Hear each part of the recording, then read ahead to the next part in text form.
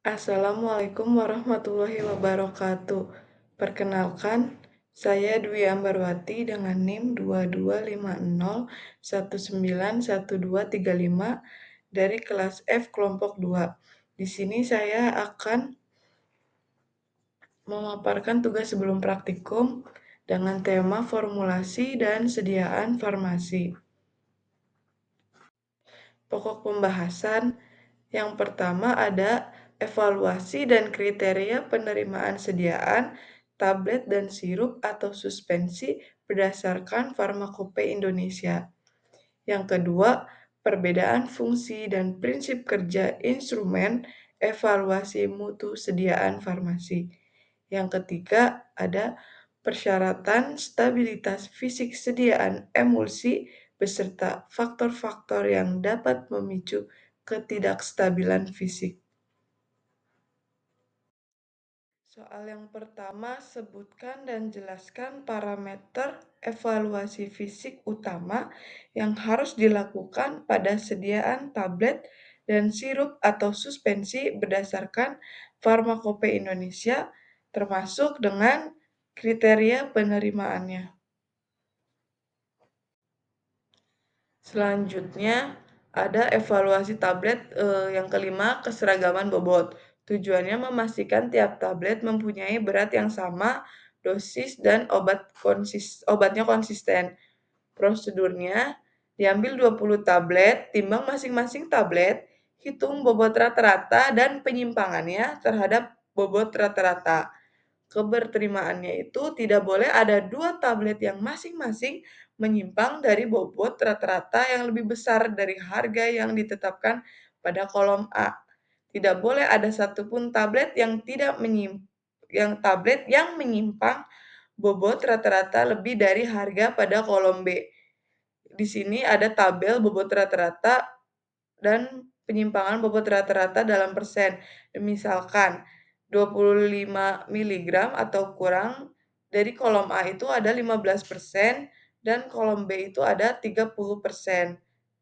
Untuk yang 26 mg sampai dengan 150 mg untuk penyimpanan bobot rata-rata dalam persen, untuk kolom A-nya itu 10, untuk yang kolom B-nya itu 20. Untuk bobot rata-rata 151 mg sampai dengan 300 mg, untuk penyimpangan bobot rata-rata dalam persennya itu yang kolom A itu 7,5, yang kolom B itu 15. Dan lebih dari 300 mg bobot rata-ratanya penyimpangannya ada di kolom A itu ada 5%, dan pada penyimpangan bobot rata-rata dalam persen di kolom B itu 10%. Jadi disesuaikan dengan bobot tablet yang kalian buat dan dilihat misalkan masuk yang mana, terus dilihat penyimpangannya ada yang menyimpang atau tidak. Evaluasi tablet selanjutnya ada keseragaman kandungan. Tujuannya memastikan tiap tablet mengandung zat aktif dan batas spesifikasi. Metodenya ada ekstraksi tiap tablet, analisis atau bisa menggunakan HPLC atau spektrofotometri, hitung nilai penerimaan atau AF, atau kriteria keseragaman kandungan sesuai dengan monografi. Jadi nggak semuanya tablet itu menggunakan keseragaman kandungan, tergantung tipe tablet itu sendiri. Nah, contoh bentuk sediaan itu tablet, tipenya juga ada 2, ada yang tidak bersalut dan salut. Subtipe tuh yang salut itu ada yang salut selaput dan lain-lain. Nah, dosis perbandingan zat aktifnya nih, kalau misalkan contoh ya, tablet tidak bersalut, itu misalkan dosisnya kurang dari sama dengan 25 miligram dan lebih dari 25% itu menggunakan keseragaman bobot. Sedangkan kalau yang kurang dari 25 miligram atau 25% itu evaluasinya menggunakan keseragaman kandungan. Nah, untuk yang salut selaput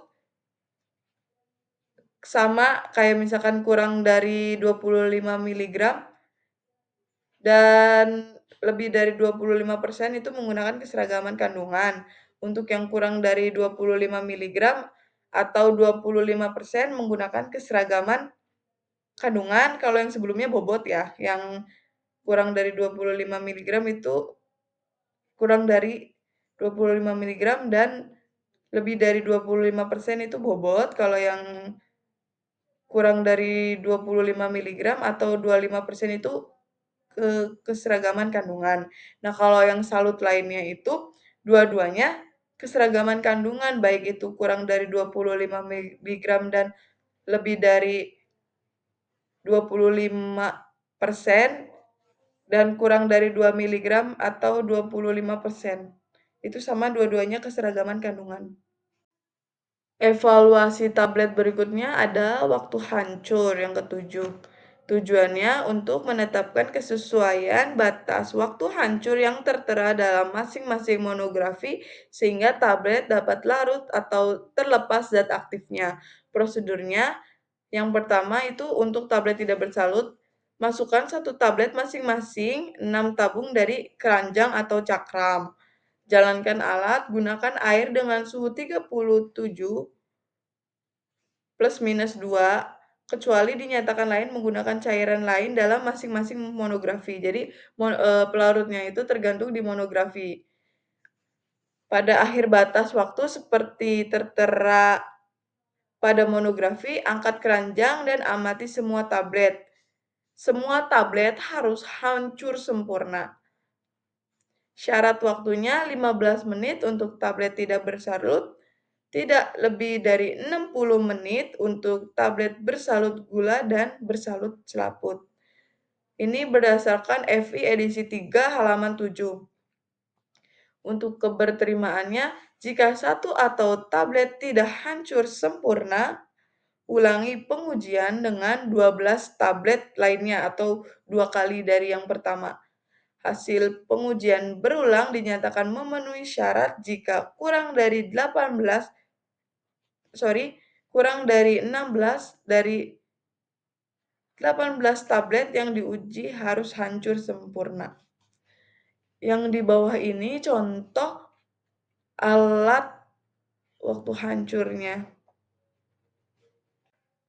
Evaluasi berikutnya itu yang ke-8 ada disolusi.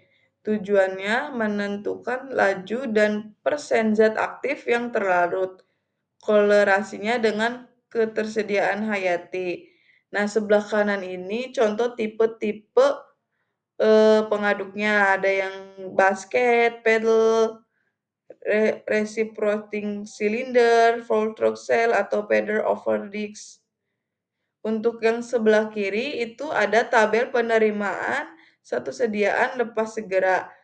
Biasanya itu ada tahapnya, kayak misalkan tahap untuk S1 itu jumlah ujinya 6. Kriteria penerimaannya tiap sediaan tidak kurang dari Q plus 5%. Sedangkan untuk S2 itu jumlah yang diujinya 6, rata-rata jadi tadi kan 6 terus ini tambah 6 lagi, terus rata-rata dari 12 unit tadi, S1 ditambah S2 adalah sama dengan atau lebih kecil dari Q kurang dari 15%. Untuk yang S3-nya jumlah uji 12, jadi yang tadi kan udah 12, nah ini tambah 12 lagi jadi 24. Rata-rata dari 24 ini S1, S2, dan S3 sama atau lebih besar dari Q 15% dan tidak ada satupun unit yang lebih kecil dari Q 25%. Nah, itu yang untuk lepas segera. Nah, untuk yang penerimaan 2, sediaan lepas segera gabungan sampel. Itu yang uji S1-nya jumlahnya 6, rata-rata jumlah zat terlarutnya tidak kurang dari Q plus 10. Kalau yang tadi kan minus, kalau yang ini plus 10. Untuk yang S2-nya 6 juga sama kayak yang sebelumnya, berarti kan 6 tambah 6 jadi 12. Rata-rata antara S1 dan S2-nya sama atau lebih besar dari Q plus 5%. Untuk yang S3-nya tinggal tambahin 12 juga, rata-rata zat terlarut S1, S2, S3 adalah sama atau lebih besar dari Q. Selanjutnya ada evaluasi fisik sirup. Nah, ada yang parameter, tujuan dan makna, metode atau prinsip evaluasi, atau kriteria penerimaan umum pada FI dan CPOB. Nah, untuk yang pertama itu ada penampakan atau appearance. Tujuannya untuk menilai kejernihan, warna, dan homogenitas sirup. Metodenya atau prinsip evaluasinya dilihat secara visual di bawah cahaya bisa. Nah, kriteria penerimaannya jernih, tidak ada endapan, tidak keruh, warnanya seragam. Yang kedua itu ada bau dan rasa. Untuk memastikan tidak ada bau atau rasa asing akibat degradasi. Metode atau prinsip evaluasinya uji organoleptik, penciuman, pengecapan, ada oleh penulis terbatas. Nah, kriteria penerimaannya ada bau dan rasa khas sesuai formula, tidak asam atau pahit. Untuk pH, tujuannya untuk menjaga stabilitas zat aktif dan pengawet. Metode atau prinsipnya pH meter atau kalibrasi standar. Kriterianya tergantung zat aktif, umumnya 4,0 sampai dengan 7,0. Selanjutnya ada viskositas. Tujuan atau maknanya menentukan kekentalan atau mempengaruhi kenyamanan dan dosis. Metode atau prinsip evaluasinya viskometer itu Brockfield.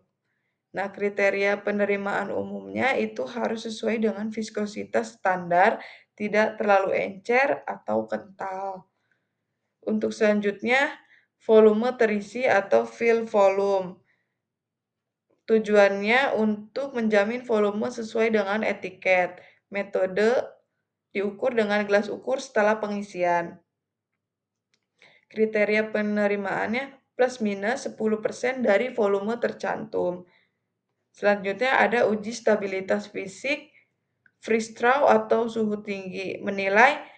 Tujuannya untuk menilai perubahan warna, pH atau presti, presipitasi. Metode atau prinsip evaluasinya itu penyimpanan 4 derajat Celcius sampai dengan 40 derajat Celcius selama beberapa siklus. Untuk kriteria penerimaannya tidak ada perubahan yang signifikan. Nah, terakhir ada uji mikrobiologi untuk sirup tanpa pengawet ya. Nah, tujuannya untuk mendeteksi kontaminasi bakteri tentunya ya. Metodenya bisa metode Platcorn. Kriteria penerimaannya tidak melebihi batas mikroba yang ada di FI. Jadi masing-masing itu tuh beda-beda tergantung zat aktifnya apa. Jadi batas mikrobanya pun biasanya berbeda. Kalau yang tadi kan evaluasi fisik sediaan sirup. Nah, kalau yang ini tuh sediaan suspensi. Sama ini ada parameter, tujuan atau makna, metode atau prinsip evaluasi atau kriteria penerimaan umum berdasarkan FI atau CPOB. Bukan CPOB kalau ini USP. Nah, untuk yang pertama itu ada organoleptis. Tujuannya memastikan suspensi homogen, tidak menggumpal atau terpisah. Metodenya ada observasi visual, kriteria penerimaannya homogen, tidak ada penggumpalan atau lapisan. Nah, yang kedua ada redispersibilitas, kemudahan pengkocokan. Nah, jadi kan kalau misalkan sirup kan bening, kalau yang suspensi itu ada kayak zat yang belum terlarut kan. Nah, kalau misalkan lebih bagus kalau misalkan dikocok itu mudah tercampur, nggak terlarut sih, kayak tercampur. Nah, tujuannya itu menilai kemampuan endapan terdepresi kembali setelah mengendap. Metodenya suspensi disimpan kemudian dikocok menjadi waktu homogenitas diamati. Kriterianya harus mudah didispersi kembali dengan kurang dari 10 kali pengocokan. Jadi kalau misalkan kurang dari 10 kali pengocokan itu bagus ya. Nah, Selanjutnya ada ukuran partikel. Tujuannya untuk menentukan kestabilan fisik dan keseragaman dosis. Metodenya mikroskop optik atau particle size analyzer. Kriteria penerimaannya, partikel kurang dari 10 mikrogram untuk oral, tidak ada agregat besar. Nah, selanjutnya ada sedimentasi atau volume endapan. Tujuannya untuk mengukur kestabilan selama penyimpanan. Metode prinsip evaluasinya di sini tertulisnya kayak rumus ya, F sama dengan V V V1 dibagi VT dibagi V0. Vs dibagi V0. Terus kriteria penerimaannya di mana Vs itu volume endapan, V0 itu volume total. Nilai F mendekati 1 menandakan kestabilan baik. Nah, selanjutnya itu ada viskositas, mengontrol laju pengendapan dan kenyamanan saat tuang. Metodenya viskometer Brockfield juga sama kayak yang sirup. Kriteria penerimaannya sesuai formula tidak terlarut, encer atau kental. Selanjutnya ada pH, menjaga kestabilan bahan aktif dan suspending agent. Metodenya pH meter, kriteria penerimaannya umumnya 4,0 sampai dengan 8,0 tergantung bahan aktifnya. Nah, untuk yang selanjutnya ada uji volume terisi atau fill volume, memastikan konsentrasi volume produk. Metodenya ada gelas ukur, kriteria penerimaannya plus minus 10% dari volume tercantum. Untuk yang terakhir ada uji stabilitas atau suhu dan waktu, menyimpan kestabilan fisik dan kimia selama penyimpanan. Metodenya simpan pada 25 derajat Celcius dan 40 derajat Celcius, diamati tiap 7 sampai dengan 14 hari. Kriteria penerimaannya tidak ada perubahan warna, pH, viskositas, atau endapan, atau tetap homogen.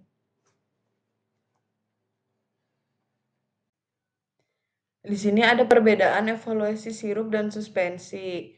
Yang pertama itu ada sifat sistem. Untuk yang sirup itu homogen, zat aktifnya terlarut. Untuk suspensi itu heterogen, zat aktifnya tidak terlarut. Yang kedua itu ada parameter utama. Untuk sirup ada pH, viskositas, kejernihan, rasa, dan volume.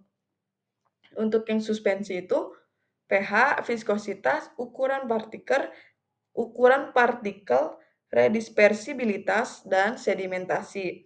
Yang ketiga itu ada masalah umum. Kalau yang sirup itu kristalisasi gula, perubahan warna, dan mikroba. Untuk yang suspensi itu ada pengendapan, aglomerasi, checking, atau pemisahan case. Dan pemisahan case. Tujuan formulasinya juga beda. Kalau yang sirup itu stabilitas kimia dan sensorik. Kalau misalkan suspensi itu stabilitas fisik dan kemampuan redisperse. Untuk evaluasi tambahan itu, yang sirup itu rasa dan kejernihan. Kalau yang suspensi, volume endapan dan laju sedimentasi. Di sini juga ada faktor-faktor yang mempengaruhi stabilitas sirup dan suspensi. Yang pertama itu ada suhu penyimpanan. Untuk sirup itu panas, menyebabkan degradasi zat aktif dan inversi gula. Untuk yang suspensi itu panas, mempercepat aglomerasi dan perubahan viskositasnya. Yang kedua, faktornya ada pH. Untuk sirup, pengawet dan gula bisa rusak jika pH ekstrim. Untuk yang suspensi, pH ekstrim mempengaruhi muatan partikel dan suspending agent. Yang ketiga, ada jenis dan jumlah bahan tambahan. Untuk yang sirup itu pengawet, perasa, dan pewarna dapat bereaksi dengan kimia. Untuk suspensing agent terlalu sedikit, itu biasanya akan pengendapannya juga semakin cepat gitu loh. Faktor yang keempat itu ada proses pencampuran. Untuk sirup itu pengadukan terlalu kuat itu biasanya berbentuk busa. Untuk yang suspensi itu pengadukan tidak cukup ukuran partikel tidak seragam. Jadi kalau misalkan, sirup mah jangan terlalu kuat, kalau yang suspensi mah harus cukup gitu loh biar partikelnya seragam. Nah, yang faktor terakhir itu ada kontaminasi mikroba. Di sini untuk sirup itu dapat menyebabkan fermentasi dan perubahan rasa. Untuk suspensi dapat menghasilkan gas atau lendir, mengubah stabilitas. Pertanyaan yang kedua, jelaskan perbedaan fungsi dan prinsip kerja instrumen dan aparatus viskometer, variabilitor, dissolution tester, hardness tester, moisture analyzer, dan tape density tester dalam konteks evaluasi mutu sediaan farmasi. Yang pertama ada viskometer. Fungsinya mengukur viskositas atau kekentalan suatu cairan atau sediaan semi padat seperti sirup, suspensi, gel, dan emulsi. Viskositas berpengaruh terhadap stabilitas fisik, homogenitas, dan kenyamanan penggunaan produk. Prinsip kerjanya berdasarkan hambatan aliran fluida terhadap gaya gesek fluida terhadap gaya geser. Fluida ditempatkan di antara dua permukaan, stator atau rotar. Rotar diputar dengan kecepatan tertentu, lalu mengukur torsi atau gaya putar yang dibutuhkan untuk menggerakkan fluida tersebut. Nilai torsi dikonversi menjadi viskositas atau centipoise atau CP. Jenis-jenis viskometernya itu ada Brockfield viskometer atau rotasional paling sering digunakan atau Oswald viskometer kapiler berdasarkan waktu aliran cairan melalui kapiler. Di sebelah kiri ini contoh alat viskometer. Yang kedua ada variabilator, fungsi dan tujuannya menguji kekerasan mekanik dan daya tahan abrasi tablet selama proses produksi, pengemasan, dan distribusi. Tujuannya untuk memastikan tablet tidak mudah hancur atau retak akibat gesekan. Prinsip kerjanya, sejumlah tablet, biasanya 20 tablet, ditimbang terlebih dahulu, satu-satu dimasukkan ke dalam drum berputar. Drum berputar dengan kecepatan tertentu. Biasanya tuh 25 rpm selama 4 menit atau 100 kali 100 kali perputaran. Setelah itu tablet ditimbang ulang satu-satu lagi. Nah, hasilnya persen variabilitas itu rumusnya berat awal dikurangin berat akhir dibagi berat awal dikali 100%. Di sini juga ada kriteria penerimaannya. Kurang dari 1% kehilangan bobot. Di sebelah kiri ada alat variabilator. Bisa menggunakan salah satunya atau dua-duanya. Yang ketiga ada dissolution tester. Fungsinya menilai kecepatan dan jumlah obat yang larut dari sediaan padat seperti kapsul atau tablet ke dalam media pelarut tertentu. Parameter ini menggambarkan bioavailabilitas dan keseragaman pelepasan. Nah, ini tuh dibagaikan kayak tubuh kita gitu loh, diuji coba.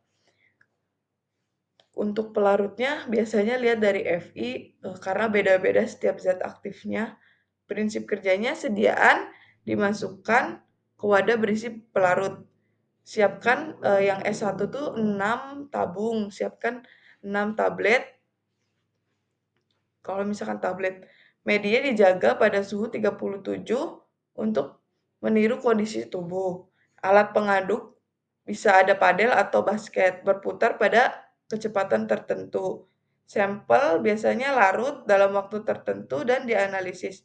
Nah, kalau sampel tuh biasanya kita ambil selama 5 mili 5 mili selama berapa menit? 5 menit kayaknya. Terus abis itu hasil yang itu tuh selama 1 jam dianalisis satu-satu menggunakan UV visible atau HPLC untuk menghitung jumlah obat terlarut. Nah, jenis jenis tipe alat disolusinya yang tipe aparatus 1 atau basket atau biasanya keranjang ini biasanya digunakan untuk, kapsul atau tablet. Nah, yang kedua itu aparatus 2 paddle atau dayung biasanya mirip dengan keranjang, alat ini bisa juga untuk tablet. Yang ketiga dan keempat ada 3 itu silinder silinder resiprokal, yang keempat itu ada flow through. Kalau yang silinder itu untuk tablet atau kapsul lepas tunda, untuk yang flow through itu biasanya untuk sediaan yang lepas lambat. Nah, ini sebelah kanan itu tipe-tipenya, kalau yang sebelah kiri itu alat disolusinya.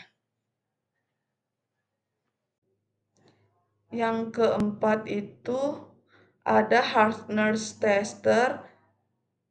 Fungsi dan tujuannya mengukur kekuatan mekanik tekanan tablet, seberapa besar gaya yang dibutuhkan untuk memecahkan tablet, menjamin tablet tidak terlalu rapuh atau mudah hancur, namun tidak terlalu keras atau sulit larut atau sulit terdisolusi. Prinsip kerjanya, tablet ditempatkan antara dua plat tekan, alat memberi gaya tekanan meningkat secara bertahap sampai tablet pecah. Gaya yang dibutuhkan dicatat dalam kilogram, force atau kp atau newton. Kriteria penerimaannya umumnya ada 4 sampai 10 kp tergantung jenis tabletnya. Nah, di sebelah atas ini ada yang kanan kiri contoh hardness tester, contoh alatnya. Yang kelima ada moisture analyzer. Fungsinya menentukan kadar air dalam bahan baku, granul atau sediaan akhir, tablet, serbuk, dan lain-lain. Kadar air ini mempengaruhi stabilitas kelarutan dan masa simpan produk. Prinsipnya berdasarkan pemanasan dan penimbangan stimulutan. Thermogravimetric analysis. Sampel ditimbang, dipanaskan biasanya 100 sampai 105 Celcius dan kehilangan massa akibat penguapan air diukur. Hasilnya ditampilkan sebagai persen kadar air. Ini biasanya untuk yang tablet kempak yang granulasi basah itu dicek menggunakan moisture analyzer. Terus persen kadar airnya itu 1 sampai 3%. Nah, untuk jenisnya ada infrared moisturizer analysis, cepat dan akurat, atau yang kedua ada oven drying metode referensi. Nah, ini yang di atas itu oven, yang di bawah itu ada infrared moisture analyzer. Selanjutnya ada tap density tester. Fungsinya menilai densitas curah dan densitas ketuk dari serbuk atau granul, digunakan untuk menilai flowability, kemampuan mengalir, dan kompresibilitas bahan padat, penting untuk formulasi tablet dan kapsul. Prinsip kerjanya, sampel serbuk dimasukkan ke dalam silinder terukur, volume awal dicatat sebagai bulk volume, silinder digetarkan atau diketuk sejumlah kali tertentu, biasanya ada 1.250 sampai 3.000 ketukan. Volume akhir dicatat sebagai tap volume. Dihitung tap density-nya itu massa serbuk dibagi volume setelah diserbuk. Nah, parameternya itu ada charge index tap density dikurangi bulk density dibagi tap density dikali 100. Ada Hassner ratio tap density dibagi bulk density. Nilai ini menunjukkan kemampuan alir serbuk. Semakin kecil sama dengan semakin baik. Nah, di sebelah kiri ini ada alat, tape density-nya. Contohnya kayak gini. Di sini ada tabel, merupakan, rangkuman dari yang sebelum-sebelumnya, yang lebih ringkas. Ada instrumen, parameter yang diukur, sediaan yang diuji, prinsip kerja, dan tujuan evaluasi mutunya. Untuk yang pertama itu ada viskometer. Parameter yang diukurnya tentu saja viskositas atau kekentalan. Sediaan yang diujinya biasanya ada sirup, suspensi, gel, bisa juga lotion gitu-gitu ya. Nah, prinsip kerjanya hambatan fluida terhadap gaya geser. Tujuan evaluasinya menilai kekentalan dan stabilitas. Nah, yang kedua itu ada friabilator. Parameter yang diukurnya itu friabilitas atau persen kehilangan massa. Sediaan yang diujinya biasanya tablet. Prinsip kerjanya putaran drum menyebabkan tumbukan tablet. Tujuan evaluasi mutunya ketahanan tablet terhadap gesekan. Yang ketiga ada dissolution tester. Parameter yang diukurnya laju dan jumlah obat terlarut. Sediaan yang diuji tablet atau kapsul. Prinsip kerjanya perpindahan obat dari sediaan ke media larut. Tujuannya evaluasi kekuatan fisik tablet. Menilai pelepasan obat.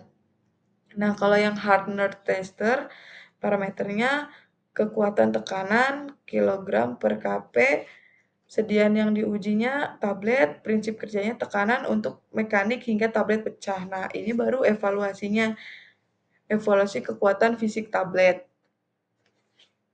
Untuk yang selanjutnya ada moisture analyzer, itu parameter yang diukurnya kadar air. Berapa sih kadar air yang ada di granul atau serbuk tersebut? Sediaan yang diujinya ada serbuk, granul, tablet gitu. Nah, prinsip kerjanya pemanasan dan penimbangan stimulutan. Tujuan evaluasi mutunya ada mengontrol kadar air untuk stabilitas. Untuk yang terakhir ada tape density tester. Parameter yang diukurnya itu densitas, curah, dan ketuk. Sediaan yang diujinya serbuk atau granul. Nah, serbuk atau granul itu tergantung, kalau misalkan granul itu biasanya mm, granulasi basah. Kalau yang serbuk itu biasanya yang tipenya yang cetak langsung kayak gitu. Prinsip kerjanya ada getaran atau ketukan pada silinder. Tujuan evaluasi mutunya menilai flowability atau kompresibilitas. Soal yang ketiga, bacalah dan buatlah rangkuman mengenai persyaratan stabilitas fisik, sediaan emulsi, dan sebutkan faktor-faktor yang dapat memicu ketidakstabilan fisik seperti creaming, cracking, atau sedimentasi. Di sini ada emulsi. Emulsi adalah sistem dua fase cair yang tidak bercampur, biasanya minyak dan air, di mana salah satu fase terdispersi secara merata dalam fase lain, yaitu fase pendispersi dengan bantuan emulgator. Emulgator itu sebagai zat pembantu atau eksipien. Nah, stabilitas fisik emulsi berarti kemampuan sistem emulsi untuk mempertahankan homogenitas ukuran globul dan distribusi fase selama masa penyimpanan tanpa terjadi pemisahan, pengendapan, dan perubahan penampilan. Di sini ada persyaratan stabilitas fisik emulsi. Ada parameter, persyaratan stabilitas, dan tujuan atau makna. Yang pertama ada organoleptik. Persyaratannya harus homogen, tidak terjadi pemisahan fase, tidak ada gumpalan atau lapisan minyak di permukaan. Tujuannya menunjukkan kestabilan dispersi fase. Yang kedua ada ukuran dan distribusi globul.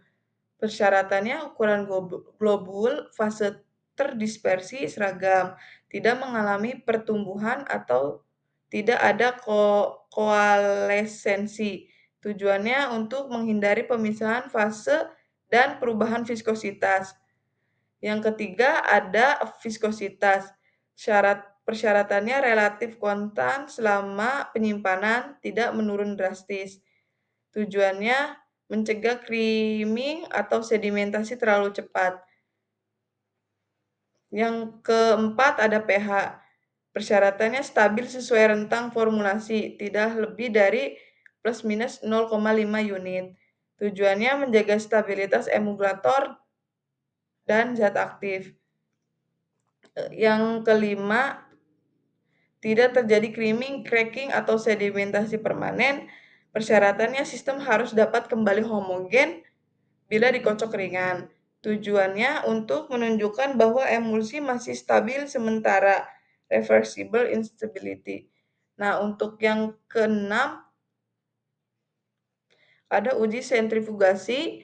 Persyaratannya tidak terjadi pemisahan fase setelah disentrifugasi pada 3000 rpm selama 15 sampai 30 menit. Tujuannya untuk menguji kestabilan mekanik sistem. Terakhir ada uji siklus suhu atau freeze death test. Persyaratannya tidak ada pemisah setelah disimpan bergantian pada suhu 4 derajat Celcius dan 40 derajat Celcius selama beberapa siklus. Tujuannya menguji ketahanan terhadap fluktuasi suhu penyimpanan.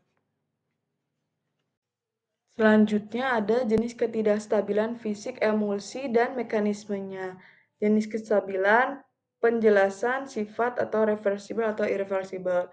Yang pertama itu ada creaming. Penjelasannya fase terdispersi biasanya minyak naik ke permukaan akibat perbedaan densitas antara fase minyak dan air. Nah, untuk sifatnya itu reversible, dapat dikembalikan homogen dengan pengocokan. Yang kedua itu ada sedimentasi. Kebalikan dari creaming, fase terdispersi mengendap ke bawah bila terjadi fase terdispersi berat. Sifatnya itu reversible selama belum terjadi koalesensi. Selanjutnya ada flocculasi atau flocculation. Itu partikel atau globul saling bergabung lemah membentuk agregat tetapi belum menyatu. Sifatnya reversible, masih bisa dipisahkan dengan pengocokan ringan. Selanjutnya ada koalesensi atau koalesensia. Penjelasannya itu globul-globul kecil menyatu membentuk globul besar, menyebabkan pemisahan fase. Itu bersifat irreversible, berarti tidak bisa diubah. Yang kelima itu ada cracking atau breaking, pemisahan total antara fase minyak dan air, emulsi tidak bisa disalutkan kembali, sifatnya irreversible. Yang keenam ada inversal fase atau fase inversion. Itu pergeseran tipe emulsi dari O per W menjadi W per O atau sebaliknya karena perubahan komposisi atau suhu. Ini bersifat irreversible, dapat mengubah sifat dan fungsi obat tersebut.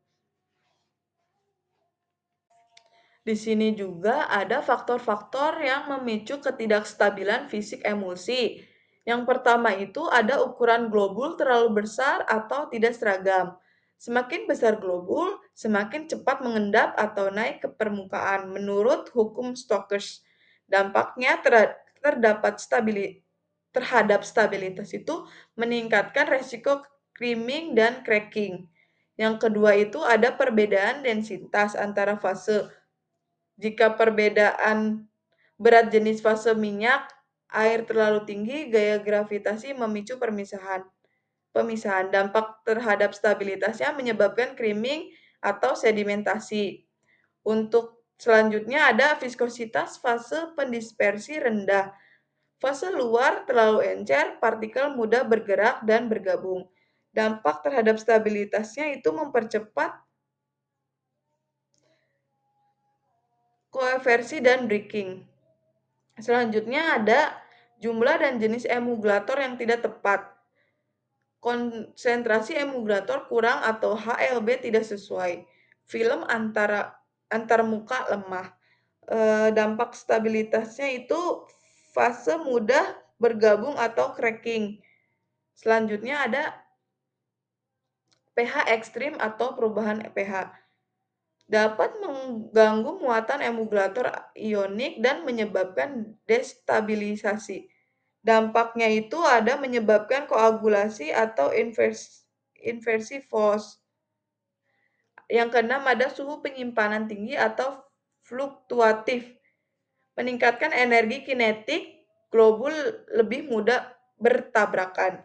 Dampaknya itu mempercepat koefisiensi dan inversi FOS lagi sama kayak yang tadi.